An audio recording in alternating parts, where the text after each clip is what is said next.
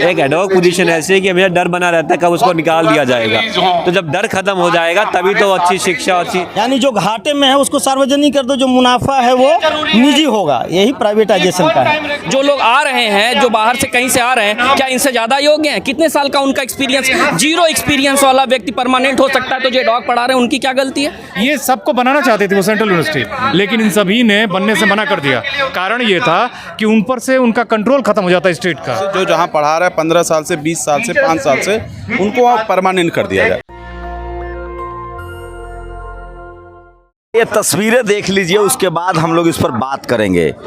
ये दिल्ली, देश की राजधानी दिल्ली में जंतर मंतर पर संसद भवन के ठीक पास हैं और ये सब पीएचडी वाले लोग हैं जो दिल्ली यूनिवर्सिटी में पढ़ाते हैं। अब पढ़ाते कैसे हैं ये समझिए। इस देश में दो तरह की भर्तियां हो रही है, एक एडहॉक और एक गेस्ट फैकल्टी। गेस्ट फैकल्टी की हालत ये है कि 10,000 15,000 पर गुजारा होता है और एडहॉक मतलब लगभग 80,000 रुपये मिलते हैं, लेकिन नौकरी परमानेंट नहीं है। और सोचिए दिल्ली यूनिवर्सिटी के लोग परमानेंट नौकरी के लिए यहाँ आए हैं, जंतर मंतर पर प्रदर्शन कर रहे हैं। हम प्रोफेसरों से बात भी करेंगे, लेकिन आपको तस्वीरें दिखा दे रहा हूँ पहले कि कितनी संख्या में ये पीएचडी स्कॉलर हैं जो पीएचडी कर चुके हैं, जिसमें देश का सबसे प्रेस्टिजियस इंस्टीट्यूट जो है दिल्ली यूनिवर्सिटी, उसमें ये पढ़ाते हैं, एडहॉक बेसिस पे पढ़ाते हैं। और इनकी कोशिश है कि इसको परमानेंट किया जाए। लोगों से बात भी करेंगे, लेकिन पहले तस्वीरें दिखा दे रहा हूँ। जो लोग प्राइवेट जॉब की बात कर रहे हैं उनके लिए तस्वीरें हैं कि दिल्ली यूनिवर्सिटी के जो प्रोफेसर हैं वो नौकरी के लिए यहाँ आज आए हैं और इस बातचीत को पूरा करेंगे।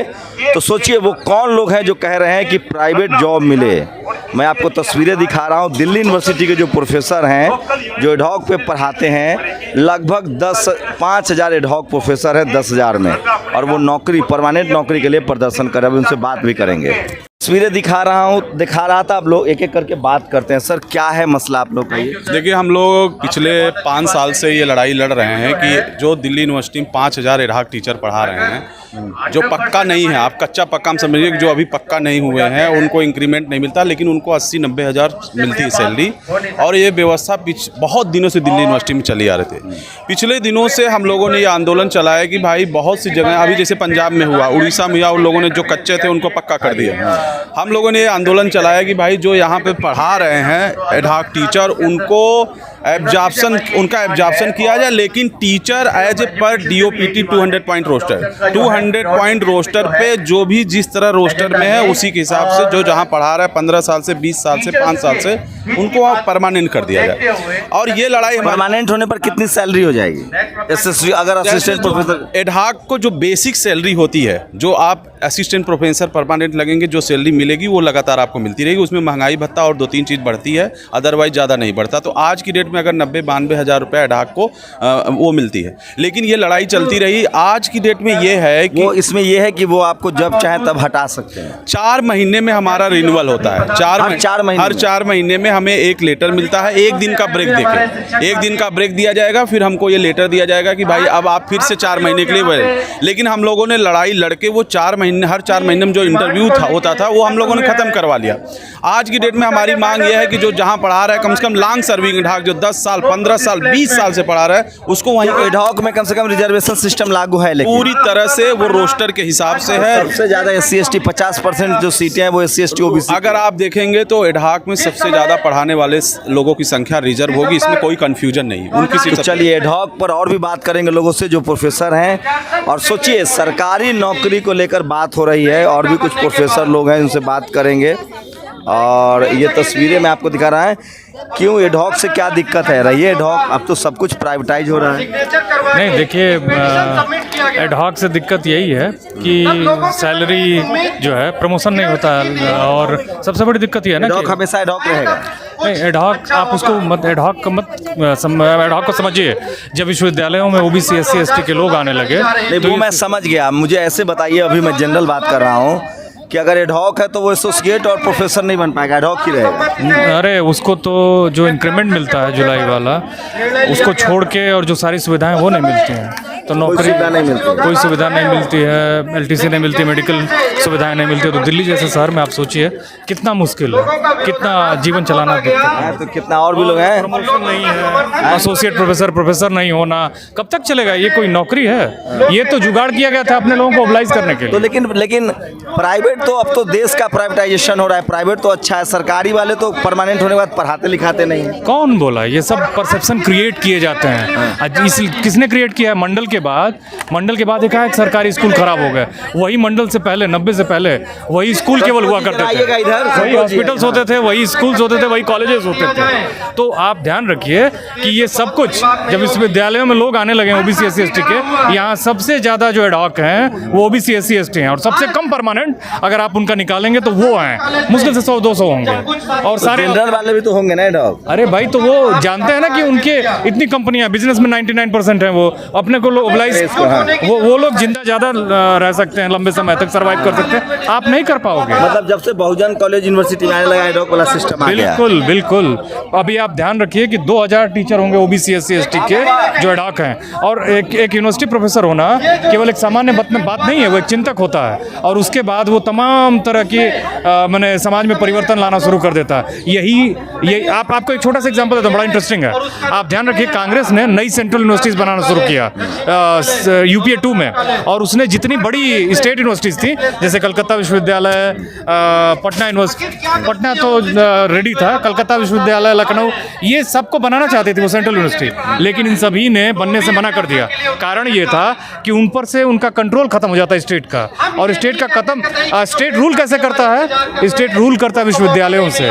लेकिन ये प्राइवेट तो अच्छी चीज कह रही है कि सरकार तो करेगी सब प्राइवेट करेगी। अरे नहीं, सरकार तो भाई उसका बस चले तो कुछ दिन में अभी आपको एक चीज़ और बताए, हेफा से 1000 करोड़ लोन दिल्ली यूनिवर्सिटी ने लिया है। अब उसका कहाँ से चुकाओगे आप?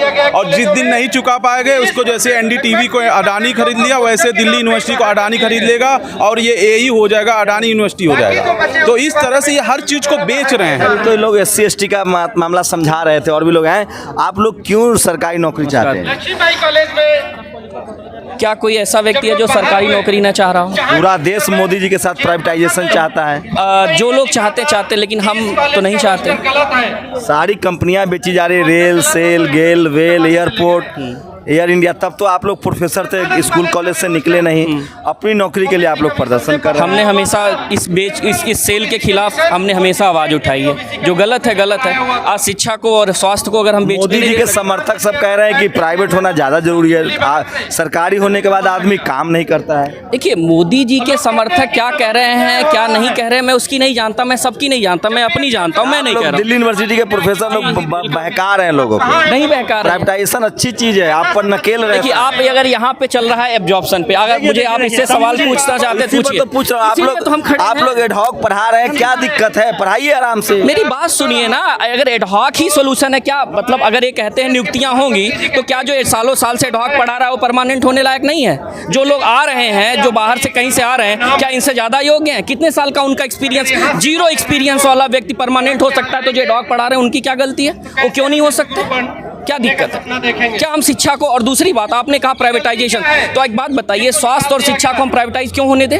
क्या शिक्षा के प्राइवेटाइजेशन से देश के सभी लोगों का कल्याण हो जाएगा? क्या आप 100% की बात कर सकते हैं? नहीं कर सकते। आप 100% की बात नहीं कर सकते। मोदी जी के हो सकता है। मैं बता रहा हूँ, ठीक है। आपने प्राइवेटाइजेशन की बात की। देखिए, 2 चीजें साफ साफ समझिए, समझिए। पहली चीज एक तो थ्योरिटिकल है कि मुनाफा का निजीकरण और घाटे का सार्वजनिकरण, यानी जो घाटे में है उसको सार्वजनिक कर दो, जो मुनाफा है वो निजी होगा। यही प्राइवेटाइजेशन का है। आप बिल्कुल ठीक कह रहे हैं। ये मोदी जी का बिल्कुल है कि प्राइवेटाइजेशन से बहुत फ़ायदा हो रहा है। आप देखिए, दिल्ली विश्वविद्यालय ये बिहार और मेरठ यूनिवर्सिटी बनने के कगार पे, जुलाई में एडमिशन हो जाता था, सेशन टाइम पे लोग इसलिए दिल्ली विश्वविद्यालय में आते थे कि यहाँ समय पे रिजल्ट निकले, परीक्षा हो, पढ़ाई हो। जुलाई में एडमिशन होता था, दिसंबर में एग्जाम हो जाता था फर्स्ट सेमेस्टर का। अभी तक CUET तो कॉलेज यूनिवर्सिटी बना के क्यों रखना है? यहाँ सब दलित पिछड़ा आदिवासी सब पहुँच रहा है। यही चाह रहे हैं मोदी जी, और हम मोदी जी के इस चीज़ के खिलाफ हैं। मोदी चाह रहे RSS का इंटरफेयर बढ़ रहा है। एकदम कब्जा हो चुका है। दिल्ली विश्वविद्यालय भी अब नहीं बचा। पहले जो आते भी थे दलित, पिछड़े, गरीब, गुरबेस, हर तरह के लोग, वो अब नहीं फ्लेवर दिखेगा। ये मोदी जी सरकार। सवर्ण समाज के प्रोफेसर क्या सोच रहे हैं? वो लोग एडॉक के पक्ष में है या देखिए मैं किसी पर्टिकुलर उसकी बात नहीं कर रहा हूँ कौन क्या सोच रहा है। सोचने को तो दलित भी सोच सकता है, सोचने को OBC भी सोच सकता है प्राइवेटाइजेशन के बारे में, और सोचने को अपर कास्ट लोग तो सरकारी चाहते हैं। तो अपर ज्यादातर अपर कास्ट के लोग सरकारी, सुनिए तो सर, ज्यादातर अपर कास्ट के लोग सरकारी करण के खिलाफ है, क्योंकि उनको लगता है कि सरकारी रहेगी कंपनियां तो रिजर्वेशन। मैं भी एक अपर कास्ट से आता हूँ, मैं इसके खिलाफ हूँ प्राइवेटाइजेशन के। यस, क्योंकि मैं आज अगर पढ़ के PhD कर पाया हूं तो सार्वजनिक शिक्षा के माध्यम से कर पाया हूं। अगर नहीं होता तो शायद मैं यहां तक नहीं पहुंच पाता। तो आप तो दिल्ली यूनिवर्सिटी में पढ़ाते हैं, वो लोग जो प्राइवेटाइजेशन के पक्ष में, उनको क्या कहेंगे? बस मेरा यही मैसेज है कि अगर देश को बचाना है तो देश की शिक्षा को बचाना पड़ेगा, शिक्षा को प्राइवेटाइज होने से बचाना पड़ेगा, क्योंकि स्वास्थ्य और शिक्षा बेहद अहम सवाल है। अगर किसी देश की शिक्षा बर्बाद होगी तो उस देश का युवा बर्बाद हो जाएगा, क्योंकि जो ग्रामीण अंचल के अपर कास्ट भी हैं उनकी भी हालत बहुत अच्छी नहीं है। वो भी किसान परिवार के हैं और कितने क्विंटल गेहूं चावल बेच के अपने बच्चों को पढ़ाएंगे। तो क्या लग रहा है सरकार की क्या मोटिव हो सकती है प्राइवेटाइजेशन की? मुनाफे की, अभी हमारे पहले के वक्ता ने कहा कि मुनाफे की बात, तो स्वाभाविक बात है शिक्षा को एक प्रॉफिट का बनाना चाहती है सरकार, और एक गलत बात है। बिल्कुल शिक्षा जैसे बेहद अहम मुद्दे को प्राइवेटाइज नहीं किया जा सकता। या देश के और राष्ट्र निर्माण के का सवाल है। अगर ये सरकार राष्ट्र निर्माण की बात करती है, अगर राष्ट्र निर्माण वास्तव में करना चाहती है तो शिक्षा को प्राइवेटाइज न करे, इसको नहीं किया जाना चाहिए। तो सोचिए, जनरल कैटेगरी के लोग भी हैं, पढ़े लिखे लोग हैं, इनकी बातों को ध्यान दीजिए। दिल्ली यूनिवर्सिटी के प्रोफेसर हैं, पढ़े लिखे लोग हैं, ये लोग कह रहे हैं कि कम से कम हेल्थ और एजुकेशन को तो प्राइवेटाइज नहीं किया जाए। और इसी कड़ी में और भी लोगों से बात करेंगे। सर, आप लोग क्यों सरकारी नौकरियां चाहते हैं? अच्छा, आप नहीं, आप भी तो हैं इस प्रदर्शन में। एडहॉक लोग नहीं बोलने के लिए। अच्छा, एडहॉक लोग नहीं बोलना चाह रहे हैं, तो एडहॉक लोगों को सारा प्रोफेसर साथ नहीं दे रहा है? नहीं, सारा साथ दे रहा है। मतलब जैसे जो अपॉइंटमेंट की प्रक्रिया शुरू हुई है और जिस तरह से मतलब पूरी संरचना है, जैसा कि आप खुद ही बोल रहे हैं RSS BJP का, तो जो बहुजन समाज के जो लोग हैं, जो दलित, पिछड़े, आदिवासी के हैं, वो डरते हैं कि वो विक्टिमाइजेशन के शिकार न हो। हाँ, अगर कैमरे पर बोल दें। यस यस यस, ये जो है, ये भी डर है। प्रोफेसरों को डर लगता है। क्यों नहीं, सारे प्रोफेसर डरे हुए हैं, साष्टांग किए हुए हैं। वाइस चांसलर की नियुक्ति अब तो पॉलिटिकल हो रही है, आप जान रहे हैं। सारा चीज़ कुछ रहा नहीं। जब वो साष्टांग थी तो बेचारे एडहॉक हैं, पहली जनरेशन आई है।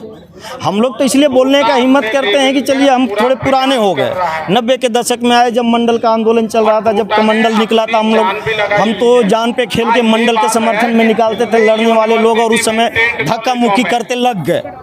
तो हम लोग तो बोलते हैं, लेकिन जो एडहॉक है वो बोलने से कतराते हैं। ये चीज़ सोचिए, एडहॉक लोग जो हैं वो बोलने से कतराते हैं। और तस्वीरें देखिए, ये तस्वीरें दिखा रहा हूँ, और काफ़ी संख्या में प्रोफेसर्स हैं, और ये तस्वीरें आपको दिखा रहा हूँ। और भी लोगों से बात करेंगे जी, हैं बात कर रहे हैं, तो ये तस्वीरें दिखा रहा हूँ। क्या सुमन जी, आप लोग क्यों धरना प्रदर्शन कर रहे हैं? सामाजिक न्याय की हत्या हो रही है, इसलिए धरना प्रदर्शन करना। सरकार एडहॉक कर रही है, उससे आप लोग सुधर जाएंगे। सरकारी नौकरी हो जाती है, आप लोग काम नहीं करते हैं। किसने कहा काम नहीं? सबसे ज्यादा काम करने वाला ये वर्ग है, दलित पिछड़ा वर्ग है, अल्पसंख्यक वर्ग है। आप देखिए, जो सत्ता में लोग बैठे हुए, किसने बनाया? तो ये तो सरकार दलित पिछड़ों के लिए थोड़ी करी, तो सबके लिए कर रही है। दलित, आप लोग खाली खाली मलाई खाने वाले वहाँ सत्ता में बैठे हुए हैं। काम करने वाला दलित पिछड़ा वर्ग ही है सबसे ज्यादा। अरे, दिल्ली यूनिवर्सिटी के प्रोफेसर जो एडहॉक पे हैं, उनको परमानेंट होने से क्या फायदा हो जाएगा? बहुत फायदा होने वाला है। आज जो है वो 1,05,000 रुपये मिल रहा है।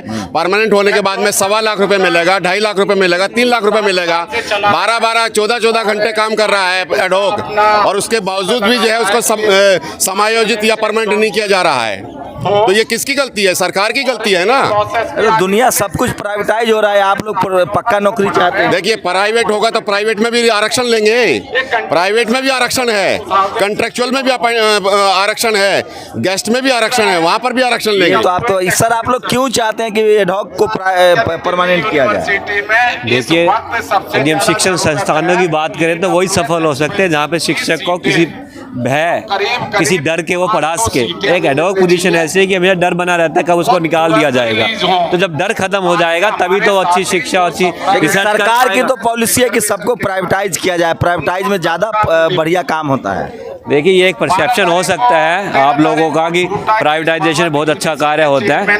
देश की जितनी सरकारी संस्थाएं हैं, उच्च शिक्षण संस्थाएं हैं, वो अपने आप को बहुत अच्छे साबित कर रही है आज भी, और सफल भी है। चाहे IIT की बात करो, एम्स की बात करो, IIIT की बात करो, जितने सेंट्रल यूनिवर्सिटी आज भी देश की रीढ़ की हड्डी बनी हुई है उच्च शिक्षा में। और जब तक स्थायी अपॉइंटमेंट नहीं होगे, सरकार का फैसला ठीक नहीं है प्राइवेटाइजेशन का। देखिए, सरकार ने तो ऐसा कोई फैसला लिया नहीं कि दिल्ली विश्वविद्यालय में सबको प्राइवेटाइज किया जाएगा। ये तो एक भ्रम फैलाने वाली कोई बात कर रहा होगा, मुझे तो सुनाई नहीं दिया किसी सेंट्रल यूनिवर्सिटी में प्राइवेटाइज किया जा रहा है। वही मतलब हुआ ना सर। देखिए, ये गलती दिल्ली विश्वविद्यालय के पिछले वाइस चांसलर ने कि नकारेपन के कारण 5 साल कोई अपॉइंटमेंट नहीं हो पाए।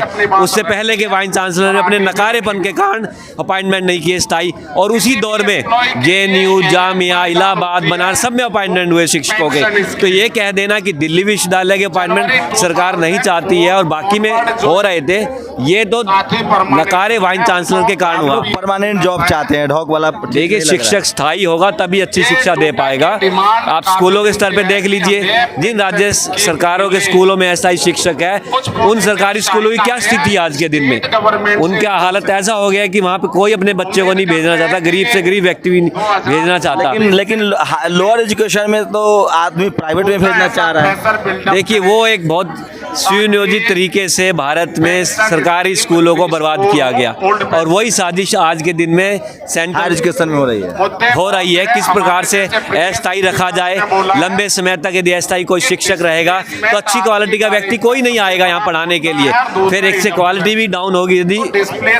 यदि माहौल में तनाव रहेगा शिक्षक को तो अच्छी शिक्षा नहीं दे सकता। और एक प्रकार का ये तरीका है, बहुत सारे प्राइवेट यूनिवर्सिटी के एजेंट इस प्रकार के विश्वविद्यालय में VC बन के आते हैं और अस्थायी शिक्षक रखते हैं ताकि यहाँ का अच्छा टैलेंट प्राइवेट यूनिवर्सिटी में चला जाए।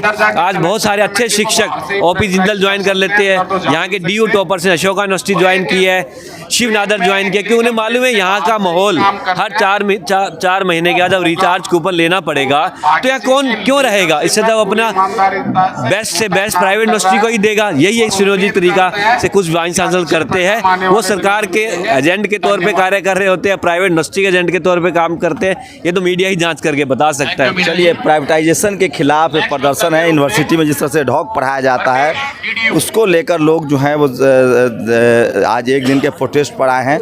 तो सोचिए, तस्वीरें दिखा रहा हूँ आपको। दिल्ली यूनिवर्सिटी के जो तमाम प्रोफेसर्स हैं जो एडहॉक के खिलाफ हैं, वो चाहते हैं कि परमानेंट नौकरी मिले। और ये तस्वीरें मैं आपको जंतर मंतर से दिखा रहा था। शायद लगातार मैं बार बार कह रहा हूँ कि कोशिश है सरकार की कि तमाम सेंट्रल यूनिवर्सिटियों को प्राइवेटाइज किया जाए। प्राइवेट इंस्टीट्यूट्स खुल रहे हैं, तो एडहॉक जो कॉन्ट्रैक्ट बेसिस का जो टीचर हैं उसके खिलाफ प्रोफेसर धरने पर हैं और वो चाह रहे हैं कि जॉब को जो है वो परमानेंट तब्दील किया जाए। शंभू कुमार सिंह, नेशनल दस्तक, जंतर मंतर, दिल्ली। नेशनल दस्तक की आपसे गुजारिश है कि अगर इसको बचाना चाहते हैं तो नेशनल दस्तक को सब्सक्राइब करने के लिए रेड कलर के सब्सक्राइब बटन को दबाएं, फिर बेल आइकन की घंटी दबाएं। नेशनल दस्तक को बचाने के लिए बहुत जरूरी है कि हर खबर को शेयर करें, लाइक करें, कमेंट जरूर करें।